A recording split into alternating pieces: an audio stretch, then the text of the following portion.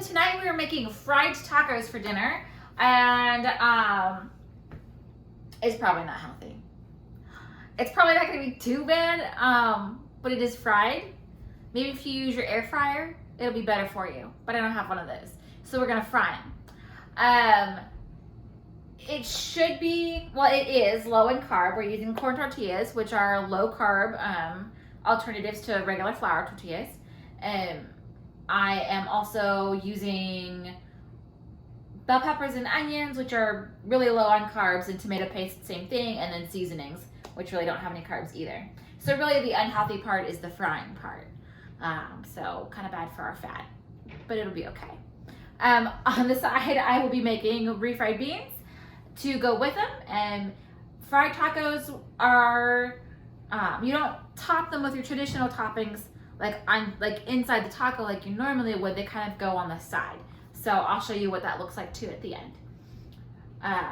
So like I said, we've got ground beef, we've got bell peppers and onions, tomato paste, and seasoning. Those seasonings are salt and pepper, crushed red pepper, cumin, paprika, and oregano, and 1 clove of garlic, the corn tortillas, and then the refried beans, which I'm gonna go ahead and do the refried beans first, just to cook them on low.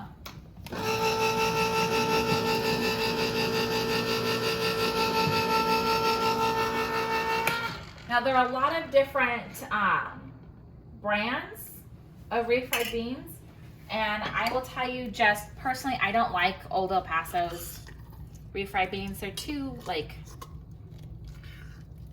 flaky. I don't know. I can't. There's not really a good word that describes them, but I don't like them. The texture is funny. La Preferita is my favorite. Rosaritas are okay. La Preferita is the best. Set that aside, and I'm just going to cook these on low, occasionally stopping to stir them. Okay, I'm going to fry my ground beef. Just in the skillet. After it's good and brown, we're going to add the veggies and stir those up for a little bit, and then we're going to add the seasonings and stir that and cook it for a little bit, and then we're going to add the tomato paste. I am using my grandmother's very old Essential Mexican cookbook. I've never actually cooked out of this cookbook. It's always sat on my shelf.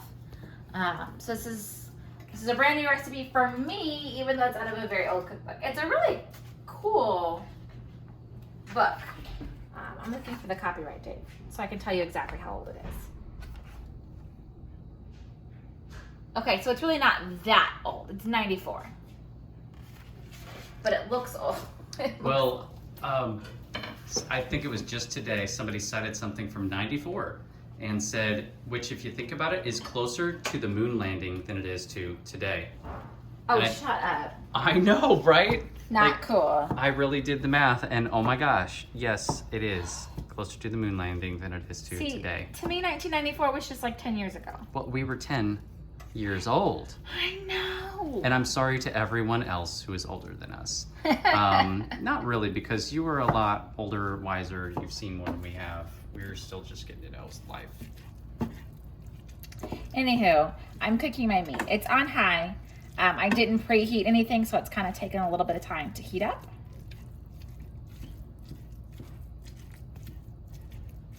Now, I chose this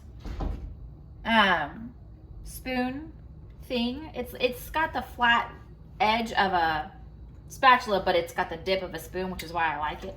And I chose this instead of my mix and chop because I didn't want to have to dirty 2 dishes. Because once the meat is done, then I would have to switch over to this anyways to add all the rest of the ingredients. So I figured I would just start with this one. The mix and chop is great though for breaking your meat into crumbles.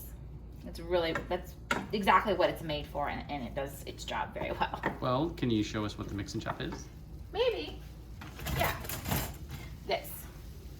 So you use it like this, pressing down into the meat. And it's awesome. I really like it. I just didn't feel like having to wash an extra dish today. Yeah.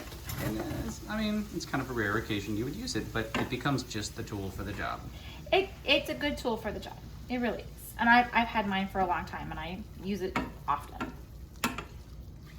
So this is gonna be really interesting because we're gonna roll up the meat into the corn tortillas and kind of secure them with a toothpick and then put them in the basket and fry them. I have never, ever, ever made these before. I've never made anything like this before. So it's gonna be really interesting to see how they turn out and see how everybody likes them or doesn't like them. And you haven't used this fryer before? Well, I've used the pot, just not for frying. Yeah, the frying basket, as I try to touch that, hold the camera. Yeah, I've not used it yet. I've only had the pot since Christmas. Yep. Merry Christmas again. Thank you. Mostly to me, because you're going to feed me. Yay. Yum. Yeah.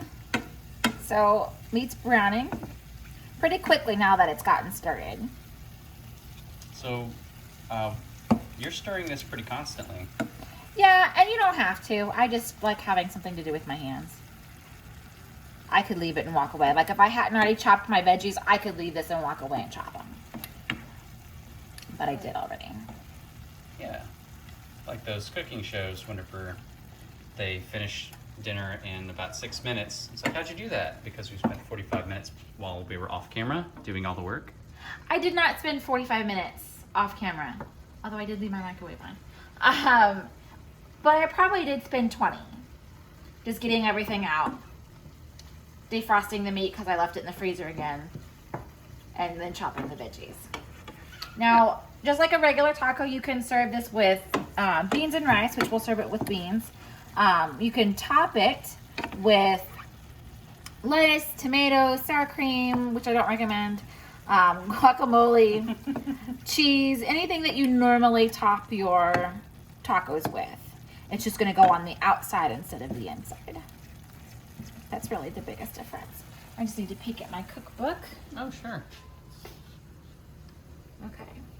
This doesn't say anything about draining the meat,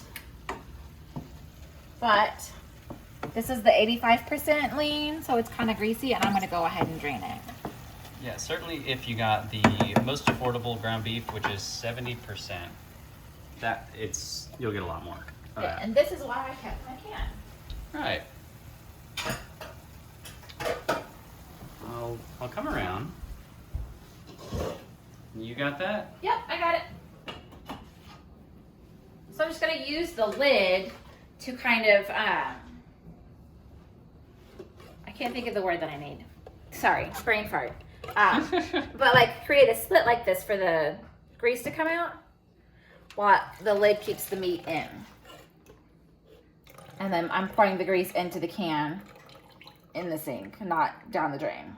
Oh yeah, because down the drain, once it cools, it'll coat your drain. And it'll create clogs. Yeah, clog and rubbers. Then, yeah, but for your house.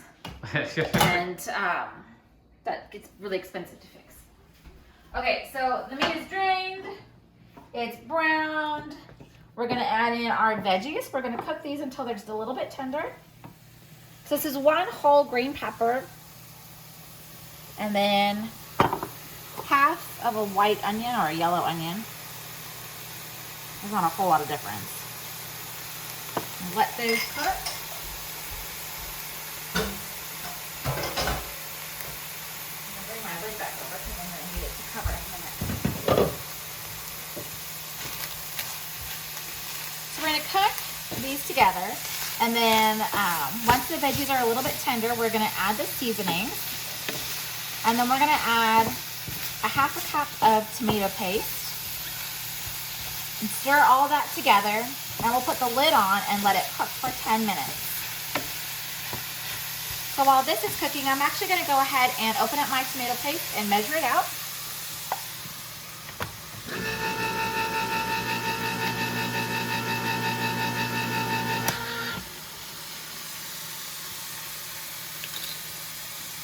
So I'm using my measure all. I've got it set at the 1/2 cup. And this is a canning spatula because it gets in here better than a regular spatula does. And it came with your canning kit. It did, and this is actually better than like using a spoon for this process. It should be most of the can, I believe. What ounce is that? I I think it's 8. ounces. That's what it is. 6. 6 ounces. Yeah. So it's most of the can. If you wanted to, you could scrape out the rest of the can and use the whole thing. Yeah, I mean, that's not a bad idea. It's not. It would be less wasteful, I guess. I suppose. I am going to get a little bit more out to fill in that dip. Okay. I want the gang to see how it's sizzling. How it's changing.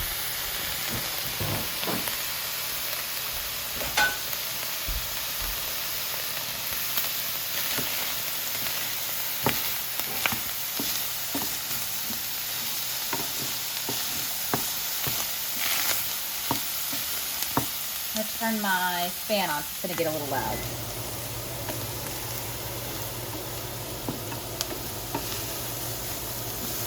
I probably poured out too much grease. It's not sticking per se, but it's not sticking either. So I like it when I make mistakes when we're recording, even though like the perfectionist in me says no, mistakes are bad. But I like that you guys can see that even though I've been cooking for 20 years, I still make mistakes in the kitchen. And you just gotta go with the flow. Like, I probably should have kept some of that grease. And I'm gonna go ahead and add a tiny bit of oil because it's starting to stick and it's not, I don't like it. It shouldn't stick. So I'm just gonna add to replace the grease I poured out. And I could go fish my can out of the sink and pour some of that grease back in if I really wanted to. And I may actually do that. That's kind of a good idea. So let's see. Yeah, that's exactly what I'm gonna do. I'm also gonna turn my burner down. Okay. So drain your grease, but don't drain all of it. Leave some.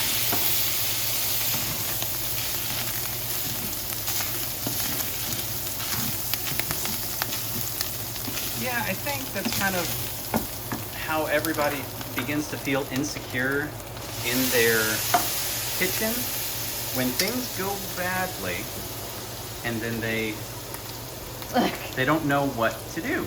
Like, I have had to throw out whole meals because it didn't work out the way it was supposed to and order pizza instead. But you know what? It happens to the best of us. And I'm not saying I'm the best cook. I'm not. But I am like an accomplished cook. I have cooked plenty of times before.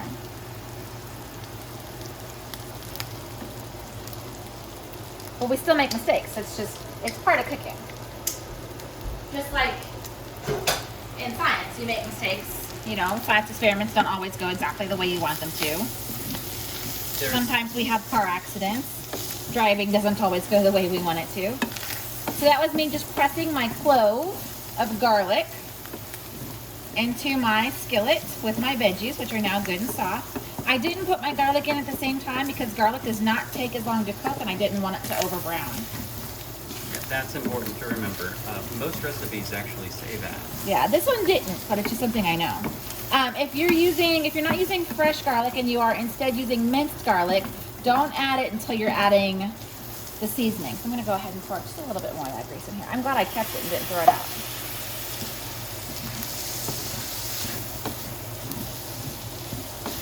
Okay. Now I'm going to add my seasoning, so I need to peek at this. Sure. Because I don't remember how much of each. 1 teaspoon, 1/2, 1/4, 1/4. Okay. 1 teaspoon of oregano.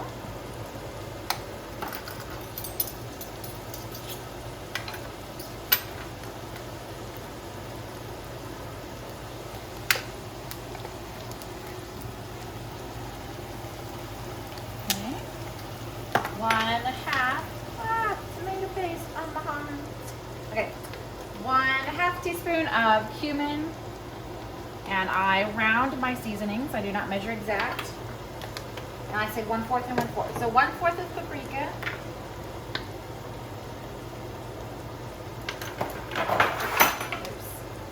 Oops. I'm making a mess today, guys. It's okay. We won't notice.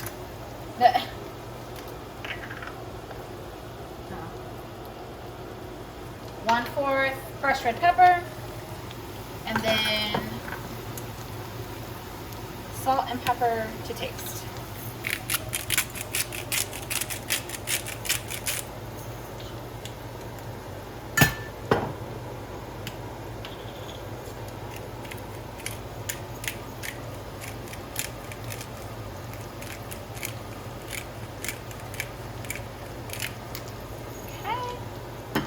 I'm gonna give that all a good stir.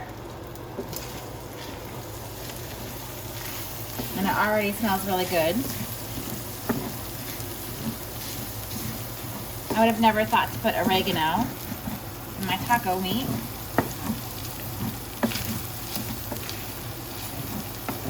But it does smell good together.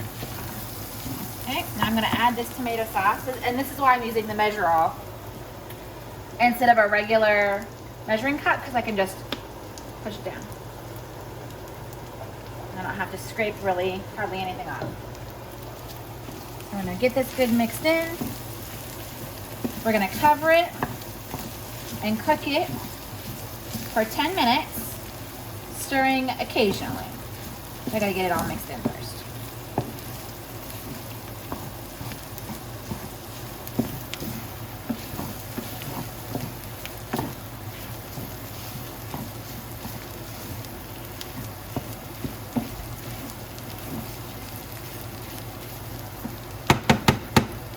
All right, I think that is good. I'm gonna put it on low, put my lid on, and set my timer for 10 minutes. I will be right back.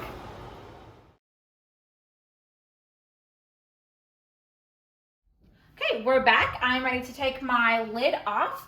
Just remember, anytime you're cooking, that you take off your lid away from you so that steam goes away instead of up into your face. Steam burns hurt, especially in your face. I'm turning off my burner, and we're gonna start assembling these and placing them in the basket. I will let you see one, and then we will fast forward through so you don't have to wait for me. So I'm not really sure about how full I want these, because again, I've never made these before. That's probably good. So a spoonful. Roll her up, secure with a toothpick, and place in the basket. The basket is up above the oil, which is now preheating, so when I'm ready to drop the basket, it will start cooking. I'm gonna roll these up real fast. See you back here in just a bit. Okay, I'm gonna drop these in. I'm gonna tell you right now, these did not roll up the way I wanted them to. That first one was a dream, and then these were just terrible. So I'm hoping they fry okay. And it says a little bit of oil, so I just filled it up about 1 inch. And then it says fry for a little while. So we'll see.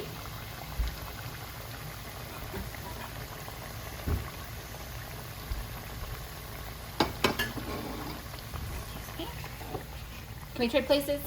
Yeah. Awesome. Okay, I'm going to put some paper towels on a plate, the end of my roll, to put the cooked tacos on. They don't look pretty, but they look like they taste good. Oh yeah, I'm sure they're gonna be delicious. They're not as pretty as they are in the picture, which they never are. Food is never as pretty as it is in the cookbook. I'm sorry. At least not when I cook. Well, and like I was saying, this seems to be an entirely different corn tortilla. Yeah, that's the conversation we had behind the scenes. It looks like a corn tortilla in the picture, and it probably would have gotten better results if I had used flour tortillas. Maybe I was supposed to cook the tortillas. It doesn't say. It just says tortillas. So we're figuring it out. But they definitely did not stay rolled, and they definitely did not stay in one piece. So we're seeing how they fry. This might be an epic fail. I severely doubt that. Just, it'll be delicious, just not an appearance. Yeah. Yeah.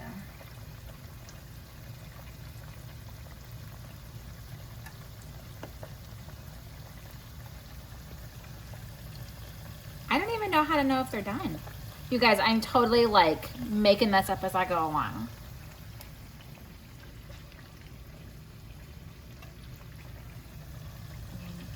It's not solid, so I'm guessing it's not done. Okay, we're gonna let these fry and see what happens. And we'll be back in a bit, and we may have tacos and we may not. Okay, we're ready to pull these out. They just fried for a couple of minutes. And I'm using my tongs to very carefully make a big giant mess. I don't know if I can get these out.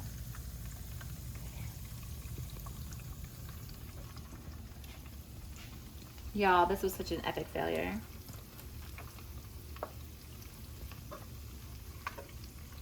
Okay, those came out better. And my hope is that as they dry on the tortilla, they'll get crispy. So we'll see what happens as we cook the rest. Okay, such an epic failure. These did not come together the way I wanted them to. So you can now have a video of what not to do when frying tacos. And I'm sorry, but I will probably never ever make these again. Well, there are ways to problem solve. Buying different tortillas may be one of the first things we consider. Well, I mean, we have flour tortillas, but this is like the only kind of corn tortilla, isn't it? I don't know. I've only ever seen the one kind, at least at our store. Right. But these just completely fell apart, and I'm super upset. Well, you're not showing it, babe. Well, I'm crying on the inside. Truly I am. Okay, I'm gonna drop these in.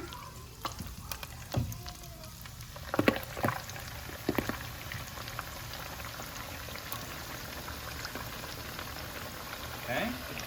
Have a look at these, how they're drying out. Yeah. I mean, they're kind of crispy. They're just not pretty. Let me get a plate and I'll make up one to eat. And by one, I mean two.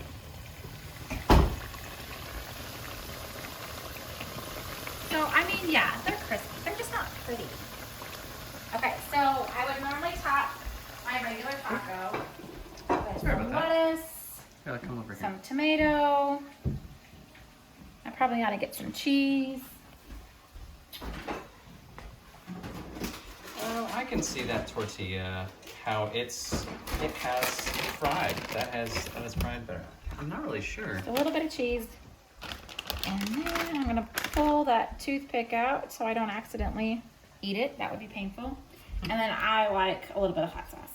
So. There you go. I mean, it's not pretty, but it looks delicious. It actually does look a lot prettier now. Oh my goodness. I honestly, like, I probably will never make these again. That was way more difficult than I like. But interesting and a fun new food adventure.